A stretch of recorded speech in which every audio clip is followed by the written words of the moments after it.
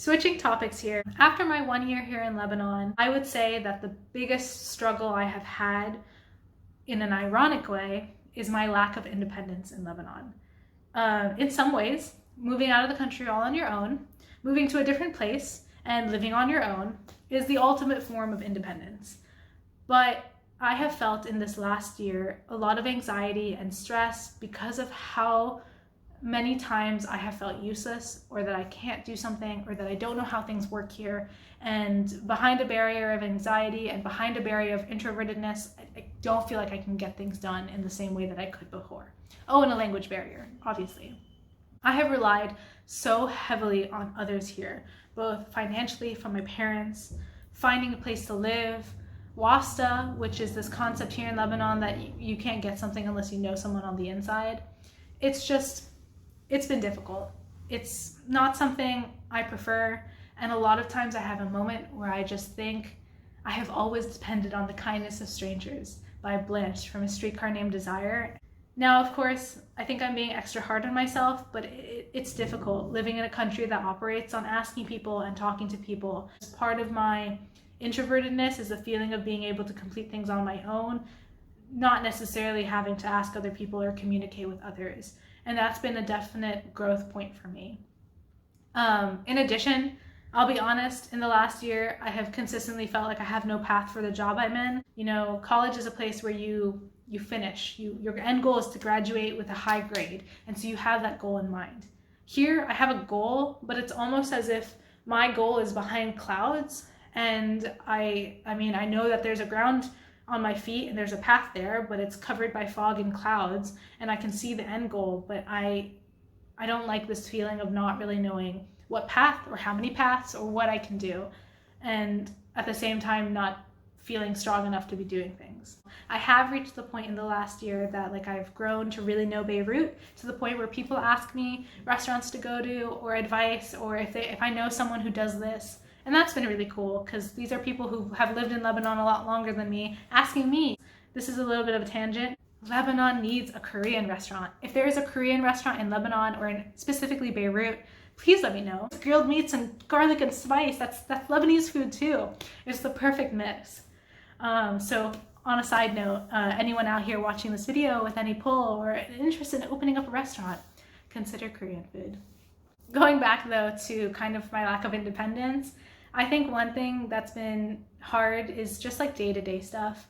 I miss being able to just, if something breaks, going to a Home Depot on my own. The service industry is very strong here, to the point where when you go to groceries, you don't even have to put your groceries on the thing. You don't even have to bag your groceries, and you don't even have to carry your cart, take your cart to your car. Someone will do that for you. And on the one part, I want to support these people. These are their jobs. This is their life. This is their well-being. But at the same time, it feels weird to me. I almost feel like I'm in a video game where when I open the map, every time I learn something new, it's as if the black area on the map slowly fades into colors and I have unlocked a new area. But even just unlocking that new area still requires me to go through that area and explore it. So it's very fun, but also it's tough. So the last thing that I want to talk about, I know we're nearing the end, but I have a feeling that this will be one of the longest parts, is the one thing that I am most grateful to have living in Lebanon. And that is the fact that I have truly become open-minded. Something I always thought I was before. I always considered myself to be an open-minded person and overall accepting. And I realized that I wasn't necessarily open-minded in the US, I was socially liberal. In the last year, I have had fascinating and amazing and wonderful conversations about beliefs, race, struggle, religion, things that I realized wasn't what I believed in, and how much beforehand, if I had heard these thoughts, I would write it off or disassociate with the people who had these thoughts. And here I am thinking I'm open-minded because, I am more open to a lot of socially liberal things, but at the same time, I was closing my mind off to people who have different views than my own. From that, I also really felt my privilege. And I think that's great. I think I used to be really scared of being privileged. It's very interesting, having lived outside of America, to figure out just how much being in America is its own privilege. For example, if you want something done, or if you want a policy change, or if you feel very strongly of something in America, you can, at the very least, call your local government or get a petition and get people to sign it, and it might actually go somewhere, or there are people who will actually look at it.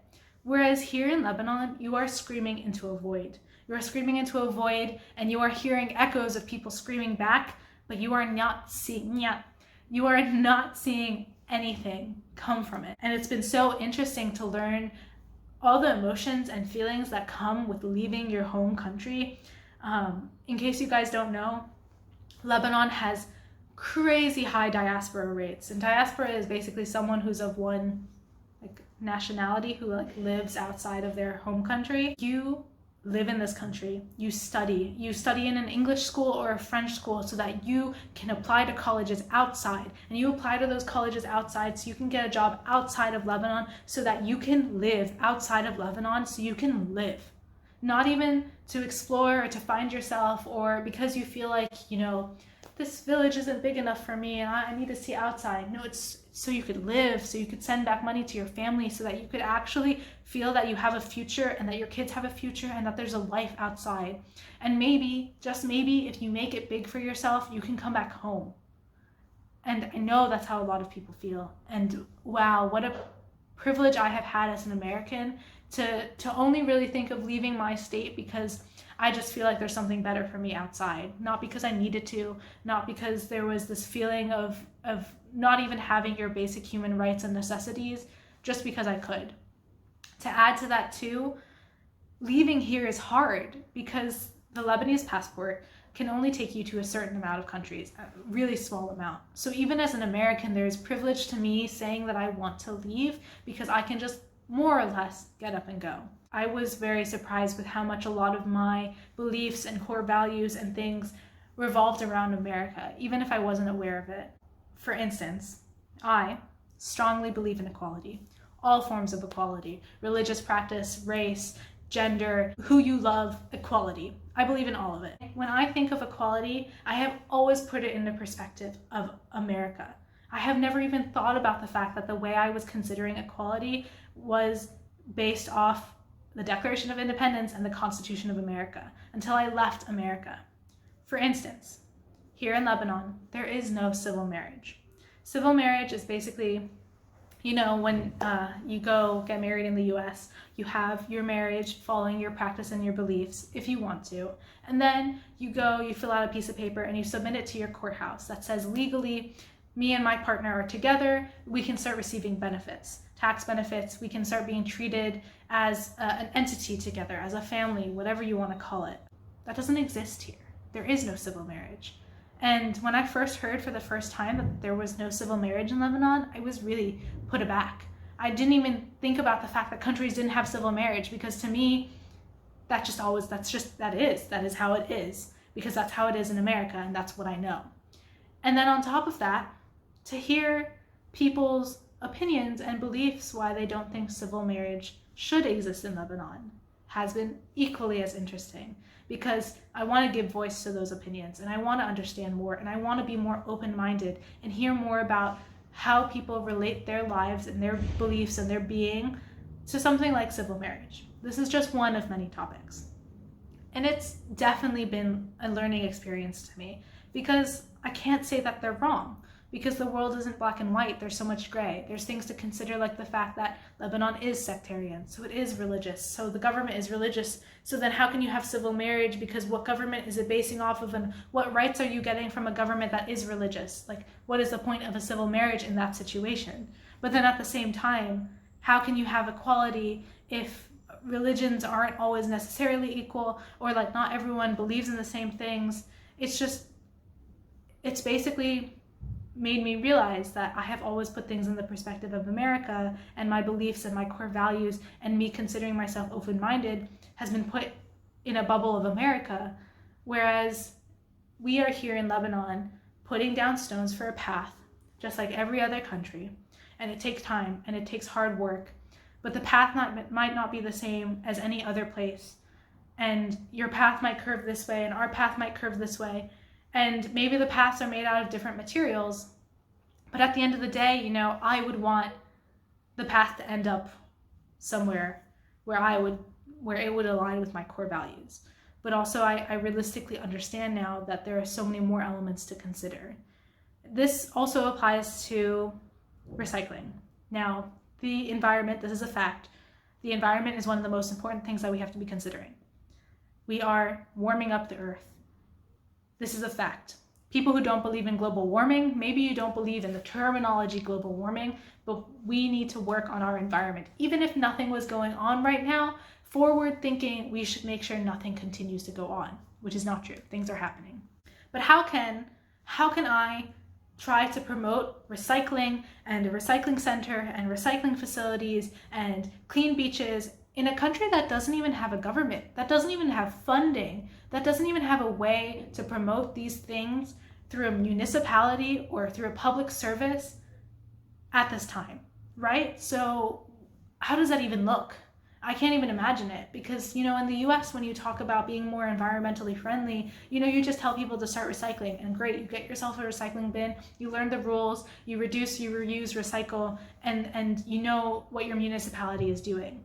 Here in Lebanon, there's not. I mean, once a month, me and my really good friend, we go and we drop off our recycling ourselves to one location that we happen to know exists in this country. But even then, they're working by hand, separating things. And they're only recycling what they can. And at the end of the day, this is a for-profit type of position. So they need to be making money too to continue to remain open. And they're not going to get any help from the government. What government?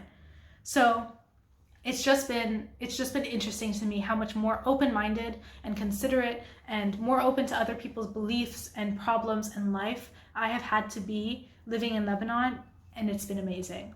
It's been awesome. I can't express enough how happy I am to have changed in this way, to really understand a lot more worldviews, to understand different struggles, to try to just start more conversations with people that really don't have the same beliefs as me, and realize that, like, I still love these people. They are still my friends. We have our differences, but, you know, maybe we can meet in the middle, or at the very least have conversations of what that would look like for us to have our differences and still exist.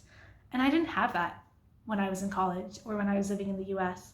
Heck, I was living in such a bubble going to my college town because they are so much like me, you know?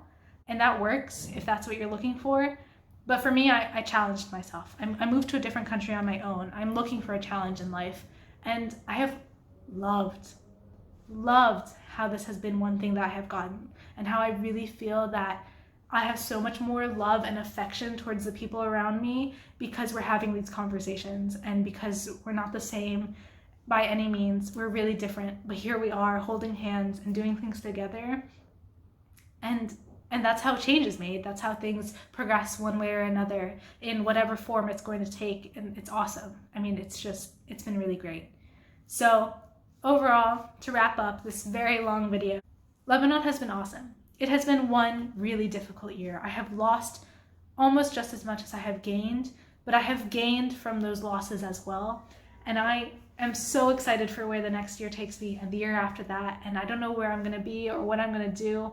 And my anxiety hates it. I'm very stressed out all the time, even though I feel like I'm doing nothing compared to how I was in college. But I'm really happy. I'm really happy. And it's been a year. That's it. It's been a year. Humans are adaptable. I'm glad to be open-minded, and soda. That's it. Definitely comment below your thoughts, feedback. I want to hear from you. I miss you guys, for those who are away. And I love you all. That's the most I can say. Bye.